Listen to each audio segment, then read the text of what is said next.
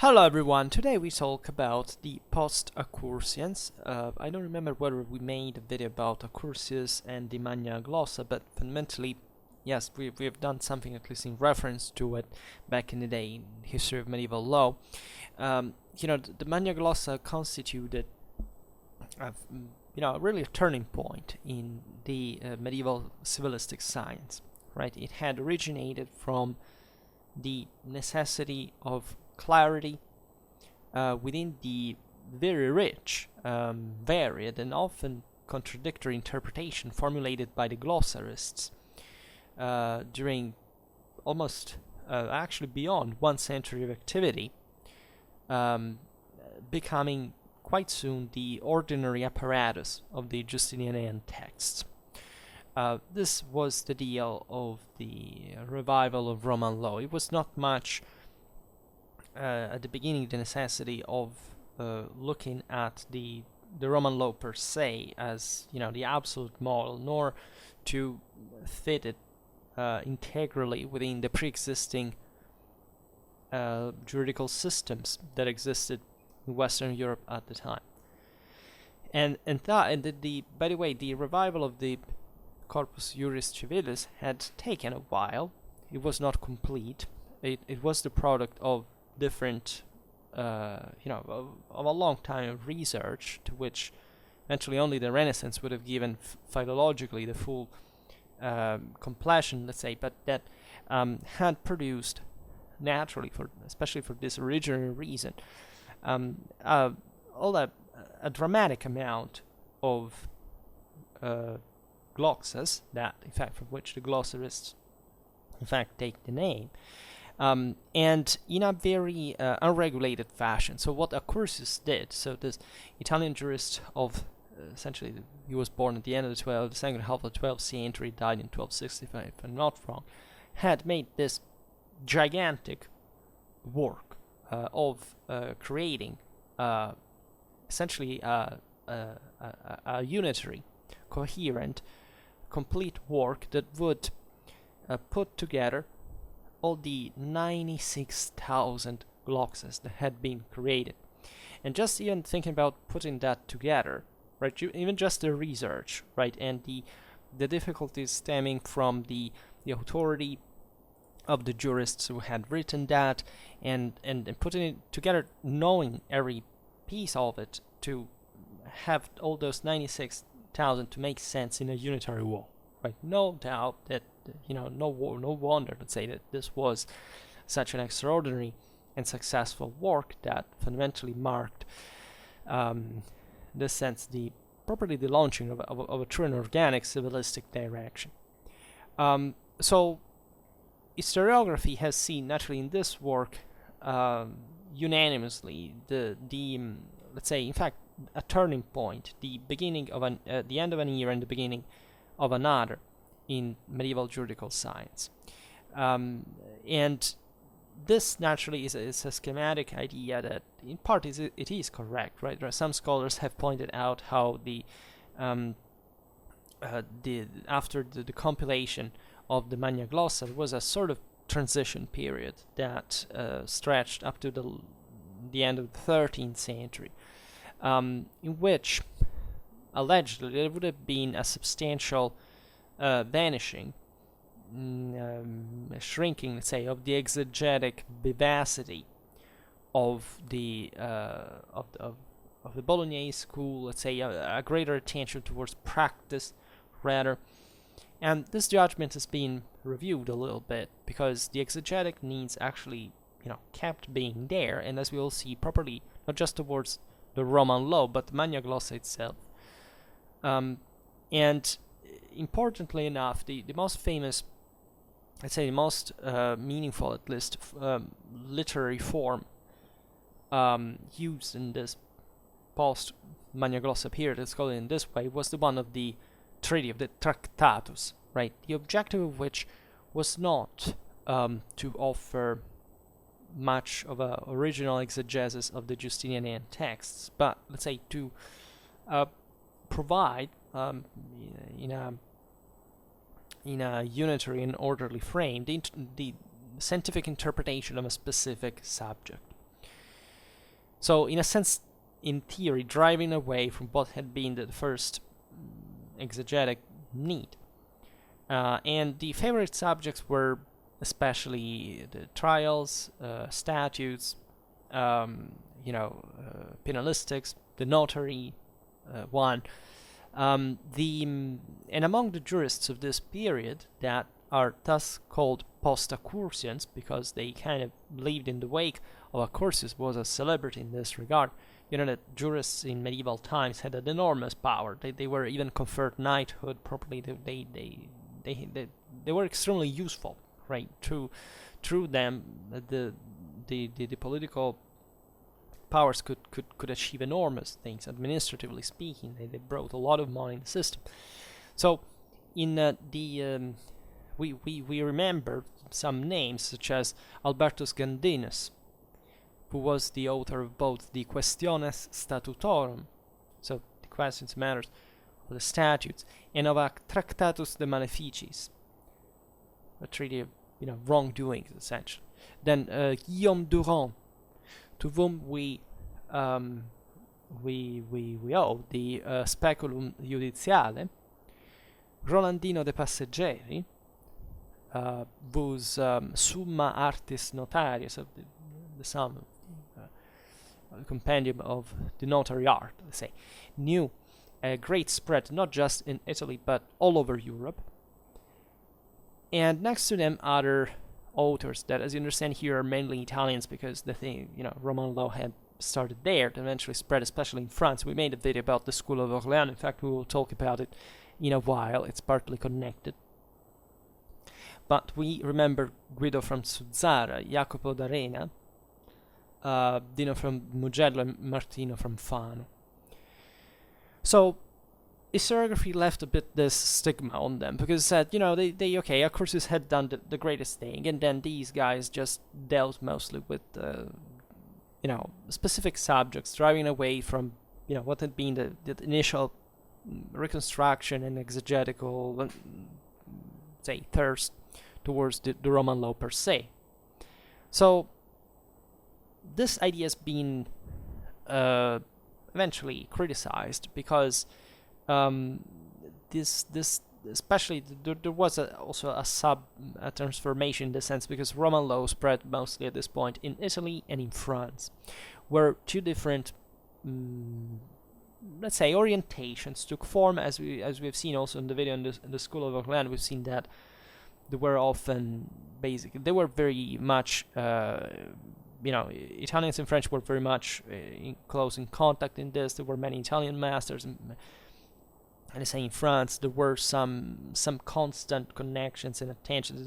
The Bolognese drew importantly from the French method in turn. So there was actually a big deal of mutual influence in this regard. But the approximation, the stereotype a little bit, is that by the mid 13th century, the Postaccordions were seen essentially as stop to the verbal exegesis of the glossarists as such, whereas the contemporary jurists of the School of Orléans were attributed the merit to have freed themselves of the obsequious respect towards the Magna Glossa, and to have inaugurated a new logical dialectical method. So the question has been analyzed eventually, and it's been pointed out that Postaccordions were interested also in other activities and in other fields, let's say. For example, towards feudal law and statutory law that was developed through the literary form of the Questiones, for example, proving that the Postaccordions were not stopping to the Magna Glossa.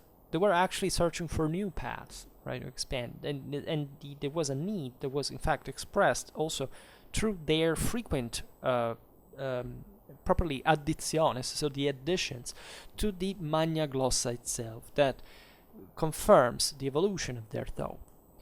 And in fact, there's been a further attention given exactly to these additiones that shows how, starting from the mid-13th century, some Italian jurists had began to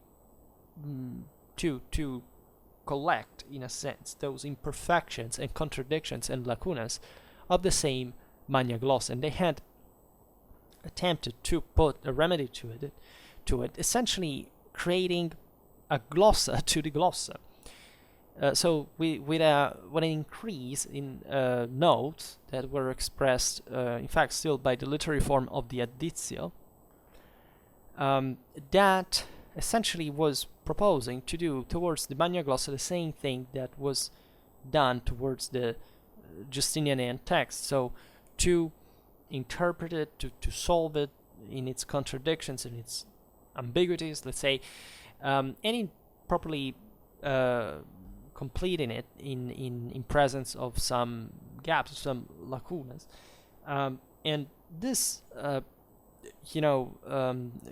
brought also to a distinction in the same type of the additiones. Essentially, there were two types roughly.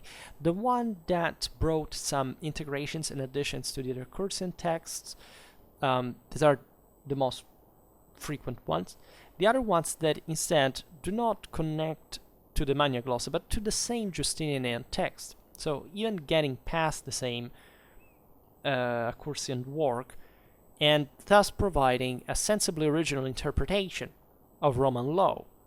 So this is relevant because it proves that the same Magna Glossa had not stopped actually the exegesis of Roman law.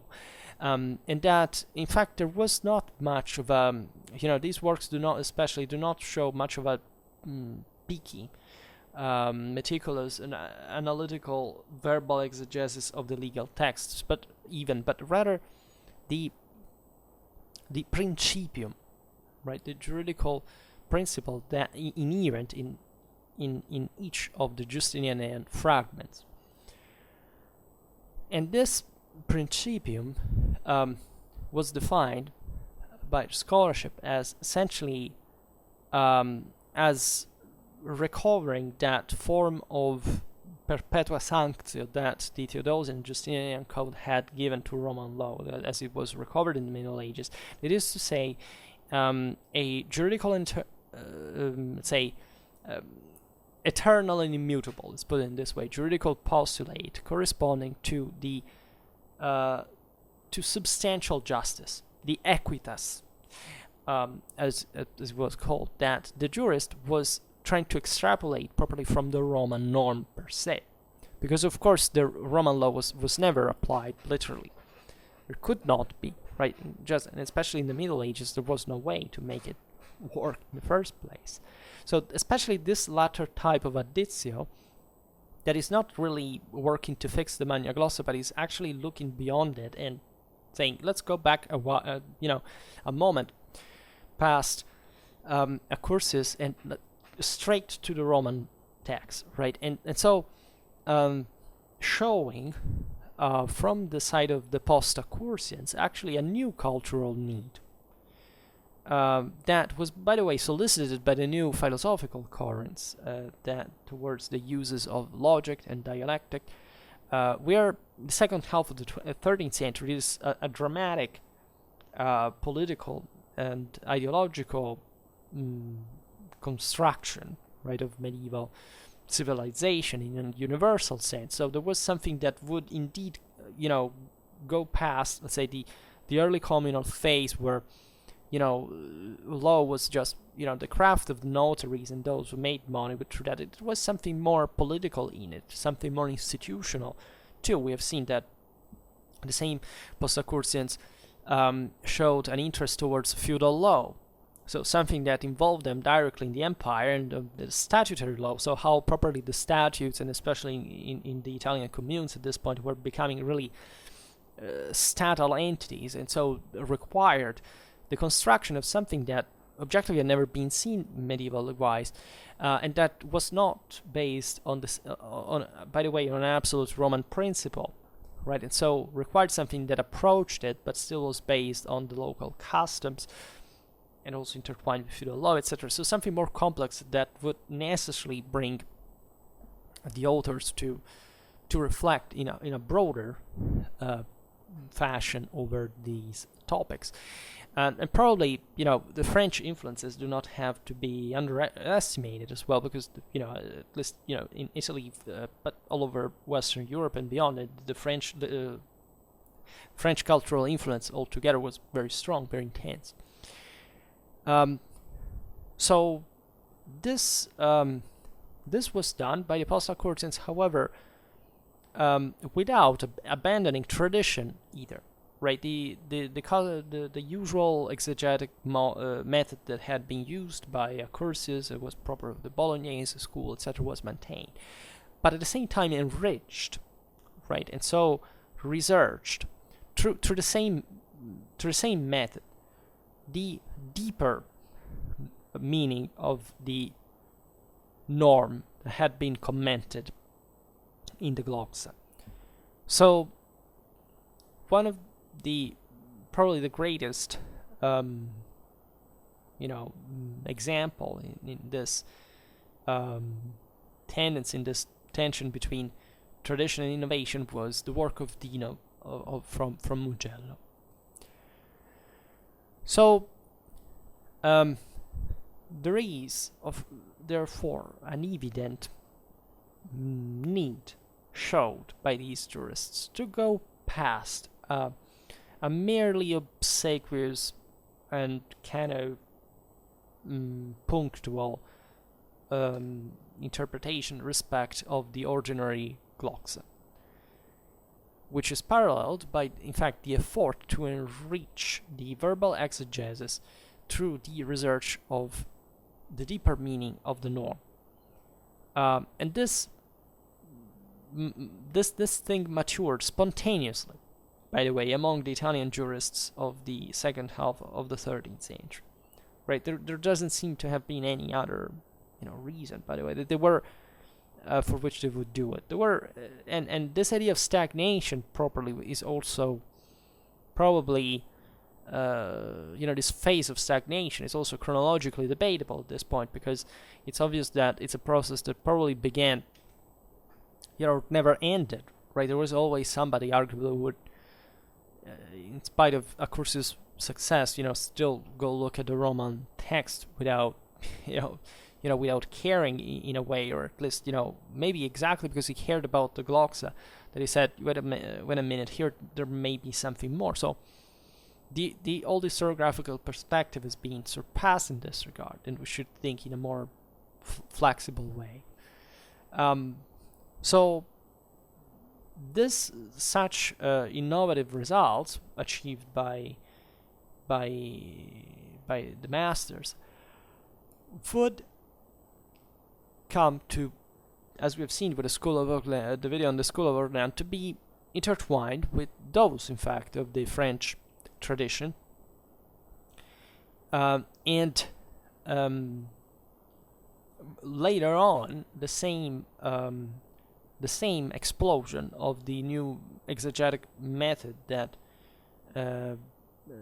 would characterize the school of comments would probably boast an Italian matrix. So let's not underestimate also by the 13th century what that meant. It was the first, that was the peak, the second half of the 13th century, of the Guelph axis. France, the Anjou papacy, Italian communes here were all one axis fundamentally, and they worked in an ever more subtle direction. So it's no surprise that these areas were in contact, pioneering these juridical studies, and aiming fundamentally all at the at a practical purpose towards a specific direction of enriching and making this further exegesis flourish. And again, considering the second half of the 13th century is the peak of medieval Europe, arguably you can't see how how much sense it practically makes, such interpretation. In any case, for now, we stop it here. I just hope that you enjoyed this video. If you did, please share it, otherwise leave a like or subscribe to my channel if you're interested in my upcoming content. And for now, I thank you heartily for listening to me. I wish you a nice time and see you next time. Bye.